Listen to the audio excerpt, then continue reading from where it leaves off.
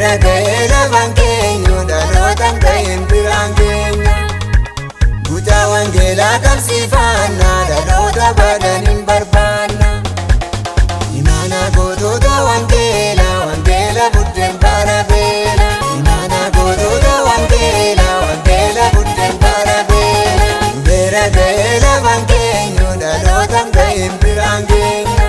Beera ga'ee lafaan keenyu dhalootaan ga'een biraan keenya. Guutaa wangeelaa qabsiifannaa dhaloota baadhan hin barbaanna. Guutaa wangeelaa qabsiifannaa dhaloota baadhan hin barbaanna.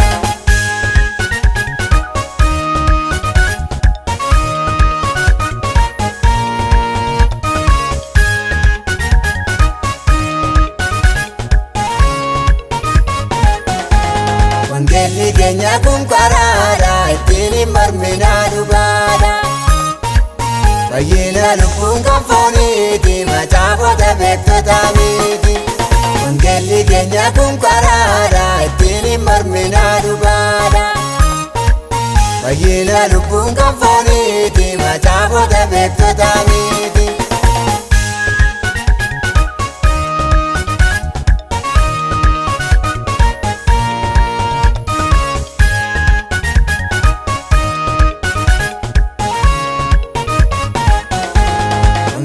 Keenya biyya dhaalee ogummaa ogeessota irra caalee.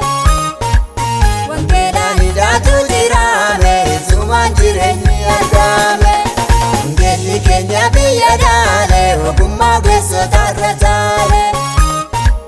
Wangeelaan hidhaatu jiraame isumaan jireenyi argame.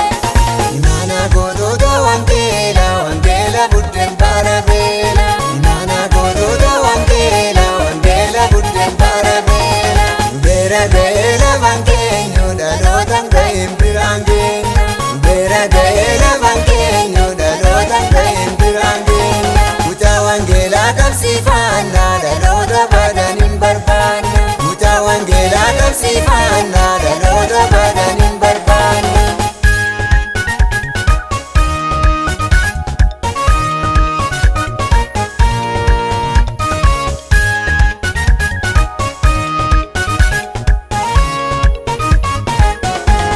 Wangeela malee takkaan jiru seenaa badee inni jijjiiru. Dadhabaatti humna kan godhu cimseedha dolfinaaf kan godhu. Wangeela malee takkaan jiru seenaa badee inni jijjiiru. Dadhabaatti humna kan godhu cimseedha dolfinaaf kan godhu.